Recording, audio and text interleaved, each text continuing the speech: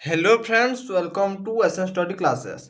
तो बर्तमान आज आम डिस्कसन करवा प्लस टू सेकेंड ईयर पे arts plus two second year arts political science जो राजनीति विज्ञान टी रही अच्छी ताहार पिला माने इंटरनाल एग्जाम जो हेबो ताहार पिला माने 20 मार्क विशिष्ट प्रश्नपत्र हेबो। आमे आज आमे 2 एवं 3 मार्क प्रश्नपत्र आज आमे आलोचना करवा। तो पिला माने पॉलिटिकल साइंस रो 2 एवं 3 मार्क प्रश्नपत्र आलोचना करवा। तो पिलाने समस्ते जानिचे जे 45 मिनिट समय दिज्व एवं 20 मार्क प्रश्नपत्र करने को पड़ो, किंतु आमे आज 2 मार्क एवं 3 मार्क प्रश्नपत्र आज आमे आलोचना करवा। तो पिलाने प्रथमे देख तापूर्व पिलाने जो मैंने भी आमर प्लस टू व्हाट्सएप ग्रुप रे जॉइन होना से माने एही वीडियो कमेंट बॉक्स को ओपन करंतु एवं सेटारे पिला माने गोटे लिंक टी दिया जायछि ताहाकु क्लिक करी आमर प्लस टू व्हाट्सएप ग्रुप रे जॉइन हो जांतु। एवं पिला माने जो मैंने भी चैनल को नुआ देखुचंती गोटे सब्सक्राइब करी पिला माने नोटिफिकेशन को ऑल कर देबे एवं पिला माने गोटे वीडियो को गोटे लाइक मध्य करि नेबे। तो पिला माने प्रथम सिलेक्शन देखो 2 मार्क पिला माने प्रथम सिलेक्शन जे पिला माने गणतंत्र कोन 2 मार्क विशिष्ट प्रश्न पिला माने गणतंत्र एहा भितर ही प्रश्न आसीबो ना गणतंत्र कोन। प्रथमे पिला माने आमे गणतंत्र कोन देखिबा। तो देखो पिला माने गणतंत्र शब्दटी ग्रीक भाषार डेमोस और क्राटस शब्द द्वयरू उद्धृत जार अर्थ यथाक्रमे लोकमाने और क्षमता। पिला माने एक मार्क रे मध्य पिला माने आसे एमसीक्यू प्रश्न रे आसे पिला माने ना गणतंत्र शब्दटी ग्रीक भाषार केउ केउथुरु आसे अछि। तो पिला माने आपण माने लिखबे जे पिला माने देखो ना गणतंत्र शब्दटी ग्रीक भाषार केउ भाषार ना ग्रीक भाषार डेमोस और क्राटस शब्द द्वयरू उद्धृत होइछि जार अर्थ यथाक्रमे पिला माने लोकमाने बा क्षमता को बुझाई थाए।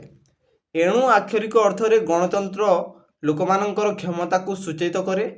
सिलिंग मतरे एही शासन रे प्रत्येक व्यक्तिर अंश थाए। तो पिला माने देखो ना एणु आक्षरिक अर्थ रे गणतंत्र लोकमानंकर क्षमता को सूचित करि थाए एवं पिला माने सिलिंग मतरे कहिछि जे एही शासन रे प्रत्येक व्यक्तिर अंश मध्य रहिताए।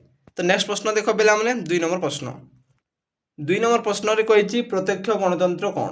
पिला माने बहुत इंपोर्टेंट प्रश्न प्रत्यक्ष गणतंत्र एवं परोक्ष गणतंत्र पिला माने बहुत मोस्ट इंपोर्टेंट प्रश्न।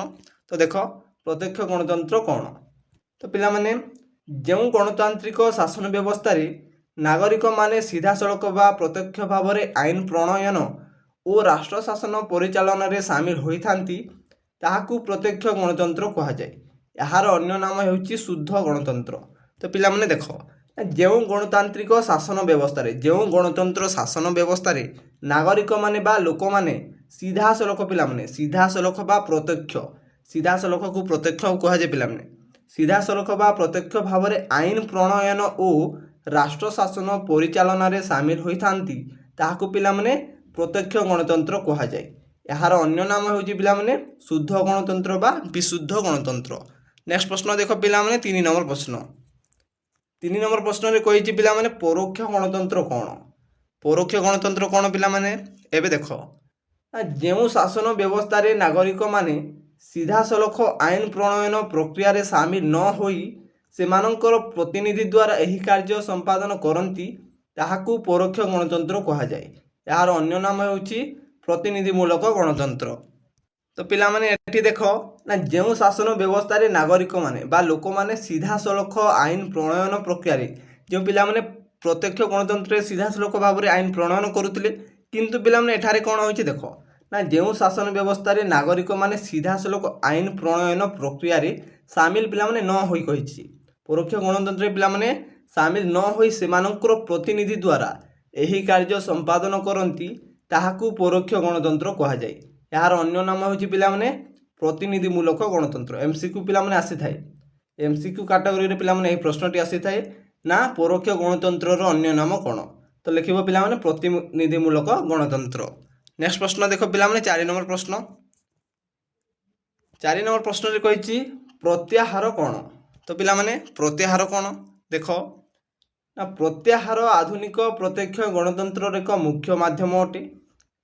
एही व्यवस्था द्वारा निर्वाचित लोक प्रतिनिधि माने लोकमानंको आशा विश्वास अनुଯାयी कार्य करि न पारिले लोक माने सही प्रतिनिधि को फेराई आनी पारंती। तो पिला माने एठी देखो ना प्रत्याहार आधुनिक प्रत्यक्ष गणतंत्र एक मुख्य माध्यम अटे। एही व्यवस्था द्वारा एही प्रत्याहार व्यवस्था द्वारा पिला माने ନିର୍ବାଚିତ ଲୋକ ପ୍ରତିନିଧି ମାନେ ଲୋକମାନଙ୍କର ଆଶା ବିଶ୍ୱାସ ଅନୁଯାୟୀ କାର୍ଯ୍ୟ କରି ନ ପାରିଲେ ପିଲାମାନେ କିଏ ନା ପ୍ରତିନିଧି ମାନେ ସେହି ଲୋକମାନେ ସେହି ପ୍ରତିନିଧି ମାନଙ୍କୁ ଫେରାଇ ଆଣିପାରିବେ। ନେକ୍ସଟ ପ୍ରଶ୍ନ ଦେଖ ପିଲାମାନେ 5 ନମ୍ବର ପ୍ରଶ୍ନ। 5 ନମ୍ବର ପ୍ରଶ୍ନରେ କହିଛି ଆଞ୍ଚଳିକତାବାଦ କ'ଣ? ମୋଷ୍ଟ ଇମ୍ପୋର୍ଟାଣ୍ଟ ପ୍ରଶ୍ନ ପିଲାମାନେ, ଆଞ୍ଚଳିକତାବାଦ କ'ଣ? ତ ଦେଖ, ସମଗ୍ର ଦେଶ ପରିବର୍ତ୍ତେ କୌଣସି ନିର୍ଦ୍ଦିଷ୍ଟ ଅଞ୍ଚଳ ପାଇଁ ସ୍ଥାନୀୟ ଲୋକମାନଙ୍କର ଅହେତୁକ ପ୍ରେମ ବା ଶ୍ରଦ୍ଧାକୁ ଆଞ୍ଚଳିକତାବାଦ କୁହାଯାଏ। ତ ଦେଖ ପିଲାମାନେ, ସମଗ୍ର ଦେଶ ପରିବର୍ତ୍ତେ କୌଣସି ନିର୍ଦ୍ଦିଷ୍ଟ ଅଞ୍ଚଳ ପାଇଁ ସ୍ଥାନୀୟ ଲୋକମାନଙ୍କର ଅହେତୁକ ପ୍ରେମ, ତାଙ୍କର ପ୍ରେମ ଏବଂ ଶ୍ରଦ୍ଧାକୁ ଆଞ୍ଚଳିକତାବାଦ କୁହାଯାଏ। ଆଞ୍ଚଳିକତାବାଦ ଜାତୀୟ ସଂହତି ଓ ଜାତି ଗଠନରେ ପ୍ରତିବନ୍ଧକ ରୂପେ କାର୍ଯ୍ୟ କରିଥାଏ। ନେକ୍ସଟ ପ୍ରଶ୍ନ ଦେଖ ପିଲାମାନେ, 6 ନମ୍ବର ପ୍ରଶ୍ନ ଦେଖ। 6 ନମ୍ବର ପ୍ରଶ୍ନରେ କହିଛି ଭାରତୀୟ ଦଳୀୟ ବ୍ୟବସ୍ଥାର ଦୋଷ କ'ଣ? ତ ପିଲାମାନେ, ଭାରତୀୟ ଦଳୀୟ ବ୍ୟବସ୍ଥାର ଦୋଷ କ'ଣ? ତ ଦେଖ, ବହୁଦଳୀୟ ବ୍ୟବସ୍ଥା ସଂଗଠିତ ଓ ଦୃଢ଼ ବିରୋଧୀ ଦଳର ଅନୁପସ୍ଥିତି।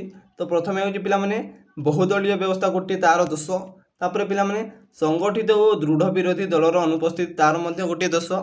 ଆଞ୍ଚଳିକ ଦଳର ସଂକୀର୍ଣ୍ଣ ଆଞ୍ଚଳିକତାବାଦ, ବାହୁବଳ ଓ ଅର୍ଥବଳର ଉପଯୋଗ, ଦୁର୍ନୀତିର ଦ୍ରୁତ ପ୍ରସାର, ଅସାଧୁ ମେଣ୍ଟ ରାଜନୀତି ଆଦି ଭାରତୀୟ ଦଳୀୟ ବ୍ୟବସ୍ଥାର ପ୍ରମୁଖ ଦୋଷ ଅଟେ। ତ ପିଲାମାନେ ଏହା ଗୋଟିଏ ଦୋଷ, ତାର ଏହା ଗୋଟିଏ ଦୋଷ, ପିଲାମାନେ ଏହା ଗୋଟିଏ ଦୋଷ, ଏମିତି ଲେଖିବ। ନେକ୍ସଟ ପ୍ରଶ୍ନ ଦେଖ ପିଲାମାନେ, 7 ନମ୍ବର ପ୍ରଶ୍ନ। 7 ନମ୍ବର ପ୍ରଶ୍ନ ପିଲାମାନେ, ମେଣ୍ଟ ବା ମିଳିତ ସରକାର କ'ଣ? ମେଣ୍ଟ ବା ମିଳିତ ସରକାର କ'ଣ ପିଲାମାନେ? ବହୁତ ଇମ୍ପୋର୍ଟାଣ୍ଟ ପ୍ରଶ୍ନ।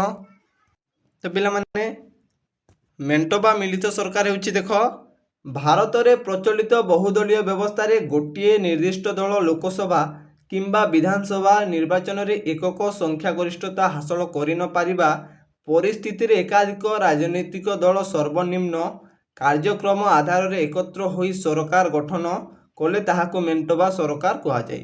ତ ପିଲାମାନେ ଦେଖ, ଭାରତରେ ପ୍ରଚଳିତ ବହୁଦଳୀୟ ବ୍ୟବସ୍ଥାରେ କ'ଣ ପିଲାମାନେ? ଭାରତରେ ପ୍ରଚଳିତ ବହୁଦଳୀୟ ବ୍ୟବସ୍ଥାରେ ଗୋଟିଏ ନିର୍ଦ୍ଦିଷ୍ଟ ଦଳ ଲୋକସଭା କିମ୍ବା ବିଧାନସଭା, କ'ଣ ପିଲାମାନେ? ଲୋକସଭା ବା ବିଧାନସଭା ନିର୍ବାଚନରେ ଏକକ ସଂଖ୍ୟାଗରିଷ୍ଠତା ହାସଲ କରି ନ ପାରିଲେ ପରିସ୍ଥିତିରେ ଏକାଧିକ ରାଜନୈତିକ ଦଳ ସର୍ବନିମ୍ନ କାର୍ଯ୍ୟକ୍ରମ ଆଧାରରେ ଏକତ୍ର ହୋଇ ସରକାର ଗଠନ କଲେ ତାହାକୁ ମେଣ୍ଟ ବା ମିଳିତ ସରକାର କୁହାଯାଏ। ନେକ୍ସଟ ପ୍ରଶ୍ନ ଦେଖ, 8 ନମ୍ବର ପ୍ରଶ୍ନ ପିଲାମାନେ। 8 ନମ୍ବର ପ୍ରଶ୍ନ ପିଲାମାନେ, ଜାତୀୟ ଦଳ କାହାକୁ କୁହାଯାଏ? ଏହା ଅନ୍ତିମ ପ୍ରଶ୍ନ ପିଲାମାନେ, 2 ମାର୍କର ପିଲାମାନେ ଅନ୍ତିମ ପ୍ରଶ୍ନ। ନା ଜାତୀୟ ଦଳ କାହାକୁ କୁହାଯାଏ? ତ ଦେଖ, ଯଦି ଗୋଟିଏ ରାଜନୈତିକ ଦଳ ଲୋକସଭା ସାଧାରଣ ନିର୍ବାଚନରେ ପ୍ରାପ୍ତ ମୋଟ କାଏମ ଭୋଟର ଶତକଡ଼ା 6 ଭାଗ ଭୋଟ 4 ଗୋଟି କିମ୍ବା ଅଧିକ ରାଜ୍ୟରୁ ପ୍ରାପ୍ତ ହୋଇଥାଏ କିମ୍ବା ଅତି କମରେ 3 ଗୋଟି ବିଭିନ୍ନ ରାଜ୍ୟର ଲୋକସଭା ଆସନରୁ 2% ଆସନ ଜିତିଥାଏ, ତେବେ ତାହାକୁ ଜାତୀୟ ଦଳ କୁହାଯାଏ। ତ ପିଲାମାନେ ଏହାକୁ ନୋଟ୍ କରି ଲେଖ, ଯଦି ଗୋଟିଏ ରାଜନୈତିକ ଦଳ ଲୋକସଭା ସାଧାରଣ ନିର୍ବାଚନରେ ପ୍ରାପ୍ତ ମୋଟ କାଏମ ଭୋଟର ଶତକଡ଼ା ପିଲାମାନେ 6 ଭାଗ, କେତେ ଭାଗ? ନା 6 ଭାଗ 4 ଗୋଟି କିମ୍ବା ଅଧିକ ରାଜ୍ୟରୁ ପ୍ରାପ୍ତ କରିଥାଏ କିମ୍ବା ପିଲାମାନେ ଅତି କମରେ 3ଟି ବିଭିନ୍ନ ରାଜ୍ୟର ଲୋକସଭା ଅନୁସାରୁ 2% ଆସନ, କେତେ ଶତାଂଶ ପିଲାମାନେ?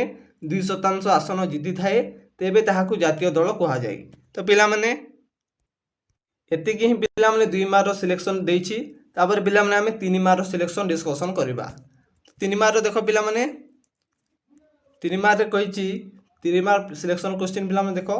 ନା ପିଲାମାନେ ପ୍ରଥମ ସିଲେକ୍ସନ ଦେଖ, ଗଣତନ୍ତ୍ରର ବୈଶିଷ୍ଟ୍ୟ ଗୁଡ଼ିକ ଆଲୋଚନା କର। ବହୁତ ଇମ୍ପୋର୍ଟାଣ୍ଟ ପିଲାମାନେ, ବହୁତ ଇମ୍ପୋର୍ଟାଣ୍ଟ, ଆସିବାର ପୁରା 90% ଚାନ୍ସ ଅଛି ପିଲାମାନେ ତୁମମାନଙ୍କ ଏକ୍ଜାମରେ। ତ ଦେଖ ପିଲାମାନେ, ଗଣତନ୍ତ୍ରର ବୈଶିଷ୍ଟ୍ୟ ଗୁଡ଼ିକ ଆଲୋଚନା କର। ତ ପିଲାମାନେ ପ୍ରଥମେ ଆମେ ଲେଖିବା ଜନପ୍ରିୟ ସାର୍ବଭୌମତ୍ୱ। କ'ଣ ପିଲାମାନେ? ତାର ପ୍ରଥମ ହେଡ଼ିଂଟି ଜନପ୍ରିୟ ସାର୍ବଭୌମତ୍ୱ। ତ ପିଲାମାନେ ଜନପ୍ରିୟ ସାର୍ବଭୌମତ୍ୱ କ'ଣ ଏବେ ଦେଖ। ତ ପିଲାମାନେ ଜନସାଧାରଣ ଏଠାରେ ସର୍ବଶକ୍ତିମାନ, ସେମାନଙ୍କ ହାତରେ ଅଖଣ୍ଡ କ୍ଷମତା ରହିଥାଏ, ସେମାନେ ହିଁ ପ୍ରକୃତ ଶାସନର ଅଧିକାରୀ ଅଟନ୍ତି, ଏଠାରେ ଲୋକଙ୍କ ମତ ଭଗବାନଙ୍କ ମତ ସହ ସମାନ। ତ ପିଲାମାନେ ଜନପ୍ରିୟ ସାର୍ବଭୌମତ୍ୱରେ ଦେଖ, ଜନସାଧାରଣ ଏଠାରେ ସର୍ବଶକ୍ତିମାନ, କେଉଁଥିରେ ପିଲାମାନେ? ଜନପ୍ରିୟ ସାର୍ବଭୌମତ୍ୱରେ ଜନସାଧାରଣ ସର୍ବଶକ୍ତିମାନ ଅଟନ୍ତି, ସେମାନଙ୍କ ହାତରେ କାହାର ପିଲାମାନେ ଲୋକମାନଙ୍କ ହାତରେ ଅଖଣ୍ଡ କ୍ଷମତା ରହିଥାଏ। ଏହି ଜନସାଧାରଣମାନଙ୍କ ହାତରେ ଅଖଣ୍ଡ କ୍ଷମତା ରହିଥାଏ।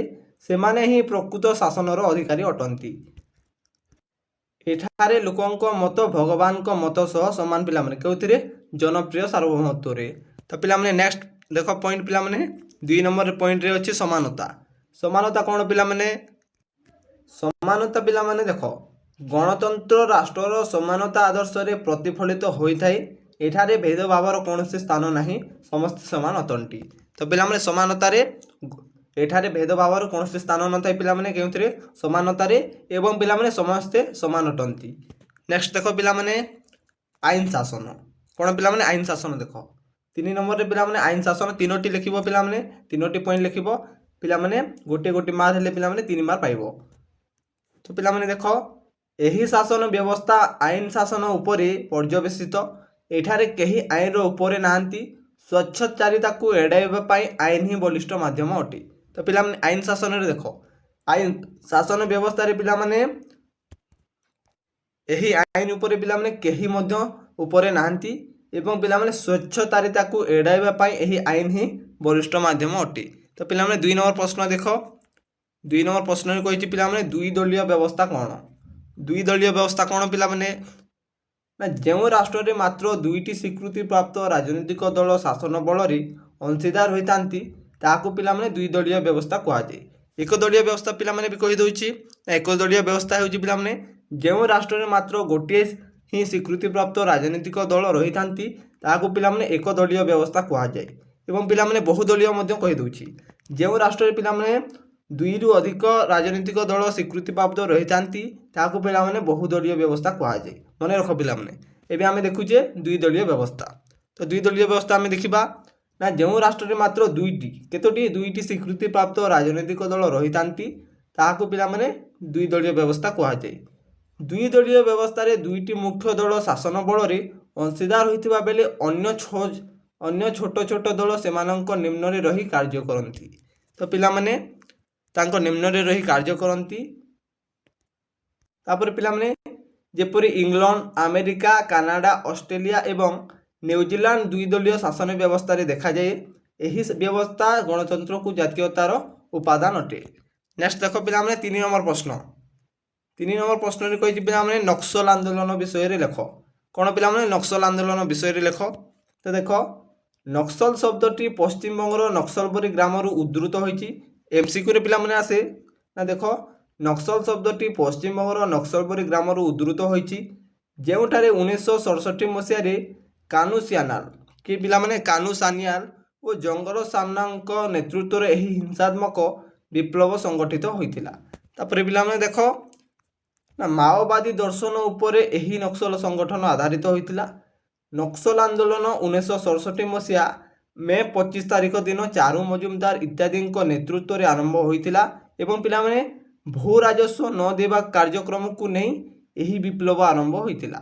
ତ ପିଲାମାନେ ଭଲସେ ବୁଝ ଯେ ଏହା ନା କେବେ ହେଇଥିଲା। ଦେଖ ପିଲାମାନେ ନକ୍ସଲ ଶବ୍ଦଟି ପଶ୍ଚିମବଙ୍ଗର ନକ୍ସଲବରୀ ଗ୍ରାମରୁ କେଉଁଥିରୁ ନକ୍ସଲବରୀ ଗ୍ରାମରୁ ଆସିଅଛି, ଯେଉଁଠାରେ 1967 ମସିହା ପିଲାମାନେ ମସିହା ଗୁଡ଼ିକ ମନେ ରଖିବ। 1967 ମସିହା କାନୁ ସାନ୍ୟାଲ ଓ ଜଙ୍ଗଲ ସାମନାଙ୍କ ନେତୃତ୍ୱରେ ଏହି ହିଂସାତ୍ମକ ବିପ୍ଳବ ବା ନକ୍ସଲ ସମସ୍ୟାଟି ଘଟିଥିଲା। ମାଓବାଦୀ ଦର୍ଶନ ଉପରେ ପିଲାମାନେ ମାଓବାଦୀ ଦର୍ଶନ ଉପରେ ଏହି ନକ୍ସଲ ସଂଗଠନଟି ଆଧାରିତ ହୋଇଥିଲା। ଏବଂ ପିଲାମାନେ ନକ୍ସଲ ଆନ୍ଦୋଳନ ଦେଖ ଏହି ନକ୍ସଲ ଆନ୍ଦୋଳନଟି ପିଲାମାନେ 1967 ମସିହା ମେ 25 ତାରିଖ ଦିନ ହୋଇଥିଲା। ଏବଂ ପିଲାମାନେ କାହିଁକି ହେଇଥିଲା ନା ଭୂ ରାଜସ୍ୱ ନ ଦେବା ପାଇଁ ପିଲାମାନେ ଏହି ବିପ୍ଳବଟି ଆରମ୍ଭ ହୋଇଥିଲା। ତ ପିଲାମାନେ ନେକ୍ସଟ ପ୍ରଶ୍ନ ଦେଖ 4 ନମ୍ବର ପ୍ରଶ୍ନ ପିଲାମାନେ। ତ ପିଲାମାନେ ଆଞ୍ଚଳିକ ଦଳ କ'ଣ? ଆଞ୍ଚଳିକ ଦଳ କ'ଣ ପିଲାମାନେ ଦେଖ ନା ଗୋଟିଏ ରାଜ୍ୟର ସ୍ୱତନ୍ତ୍ର ଆବଶ୍ୟକତା, ଆଞ୍ଚଳିକ ବୈଷମ୍ୟର ବିଲୋପ, ରାଜ୍ୟମାନଙ୍କର ସ୍ୱତନ୍ତ୍ର ପରିଚୟ ସୃଷ୍ଟି ଆଦି କାରଣରୁ ଆଞ୍ଚଳିକ ଦଳଗୁଡ଼ିକର ସୃଷ୍ଟି ହୋଇଛି। ତ ପିଲାମାନେ ଗୋଟିଏ ରାଜ୍ୟର ସ୍ୱତନ୍ତ୍ର ଆବଶ୍ୟକତା ଏବଂ ଆଞ୍ଚଳିକ ବୈଷମ୍ୟର ବିଲୋପ, ରାଜ୍ୟମାନଙ୍କର ସ୍ୱତନ୍ତ୍ର ପରିଚୟ ସୃଷ୍ଟି ଆଦି କାରଣରୁ ପିଲାମାନେ ଆଞ୍ଚଳିକ ଦଳଗୁଡ଼ିକ ସୃଷ୍ଟି ହୋଇଛି। ତାପରେ ଦେଖ ଏହି ଦଳଗୁଡ଼ିକ ଗୋଟିଏ ବା ଦୁଇଟି ରାଜ୍ୟର କାର୍ଯ୍ୟ କରିଥାଏ। କେତେଟି? ଗୋଟିଏ କିମ୍ବା ଦୁଇଟି ରାଜ୍ୟରେ କାର୍ଯ୍ୟ କରିଥାଏ। ଗୋଟିଏ ଦଳ ସେହି ରାଜ୍ୟର ମୋଟ କାଏମ ଭୋଟର ଶତକଡ଼ା 6 ଭାଗ ଭୋଟ ପାଇଲେ କିମ୍ବା ସେହି ରାଜ୍ୟ ବିଧାନସଭାର ମୋଟ ଆସନ ସଂଖ୍ୟାର ଶତକଡ଼ା 3 ଭାଗ ଆସନ ଅଧିକାର କଲେ କିମ୍ବା ବିଧାନସଭାରେ ସାଧାରଣ ଅନ୍ୟୁନ 3 ଗୋଟି ଆସନ ପ୍ରାପ୍ତ ହେଲେ ତାହାକୁ ନିର୍ବାଚନ ଆୟୋଗ ଆଞ୍ଚଳିକ ଦଳ ରୂପେ ସ୍ୱୀକୃତି ଦିଅନ୍ତି। ତାପରେ ପିଲାମାନେ ଏହି ସର୍ତ୍ତ ହରାଇ ବସିଲେ ପିଲାମାନେ ସ୍ୱୀକୃତି ମଧ୍ୟ ପ୍ରତ୍ୟାହାର କରାଯାଇପାରେ। ତାପରେ ଦେଖ ପିଲାମାନେ ନେକ୍ସଟ ପ୍ରଶ୍ନ ଦେଖ 5 ନମ୍ବର ପ୍ରଶ୍ନ ପିଲାମାନେ 5 ନମ୍ବର ପ୍ରଶ୍ନ କହୁଛି ଭାରତୀୟ ବହୁଦଳୀୟ ବ୍ୟବସ୍ଥାର ଦୁର୍ଗୁଣ କ'ଣ? ପିଲାମାନେ ଭାରତୀୟ ବହୁଦଳୀୟ ବ୍ୟବସ୍ଥାର ଦୁର୍ଗୁଣ କ'ଣ ଦେଖ ବହୁତ ଇମ୍ପୋର୍ଟାଣ୍ଟ ପ୍ରଶ୍ନ ପିଲାମାନେ।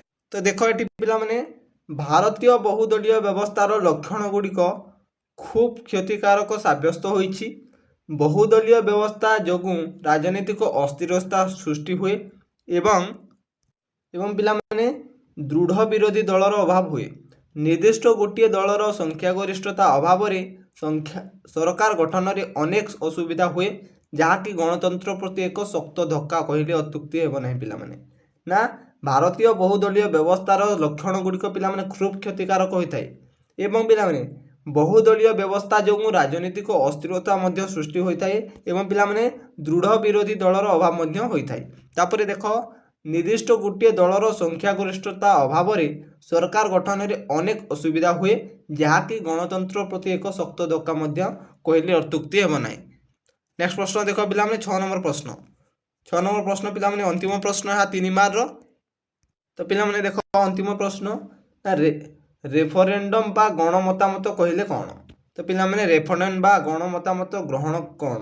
ତ ଦେଖ ଗଣମତାମତ ଗ୍ରହଣ ବା ରେଫରେଣ୍ଡମ ପ୍ରତ୍ୟକ୍ଷ ଗଣତନ୍ତ୍ରର ଏକ ନାସ୍ତିସୂଚକ ମାଧ୍ୟମ ଅଟେ, ଯାହାଦ୍ୱାରା ବ୍ୟବସ୍ଥାପିକା ଦ୍ୱାରା ଗୃହୀତ ଏକ ବିଧେୟକର ସପକ୍ଷ ବା ବିପକ୍ଷରେ ଜନମତ ସଂଗ୍ରହ କରାଯାଇଥାଏ। ଏହି ଅସ୍ତ୍ର ଦ୍ୱାରା ପିଲାମାନେ ଲୋକମାନେ ବ୍ୟବସ୍ଥାପିକା ଦ୍ୱାରା ଗୃହୀତ ଏକ ବିଧେୟକର ଭାଗ୍ୟ ନିର୍ଦ୍ଧାରଣ କରିପାରନ୍ତି ଏବଂ ତାକୁ ପିଲାମାନେ ସମ୍ପୂର୍ଣ୍ଣ ଭାବରେ ପ୍ରତ୍ୟାଖ୍ୟାନ ମଧ୍ୟ କରିପାରନ୍ତି। ତ ପିଲାମାନେ ଏତିକି ହିଁ ଲେଖିବ ପିଲାମାନେ। ଏହା ଥିଲା +2 ସେକେଣ୍ଡ ଇୟରର ଇଣ୍ଟରନାଲ ଏକ୍ଜାମର 2 ଏବଂ 3 ମାର୍କର ପ୍ରଶ୍ନ ପିଲାମାନେ। ଏଟାକୁ ପଢ଼ ପିଲାମାନେ, ନିଶ୍ଚିତ ପରୀକ୍ଷାରେ ନିଶ୍ଚିତ ଭାବରେ ମାର୍କ ପାଇବ।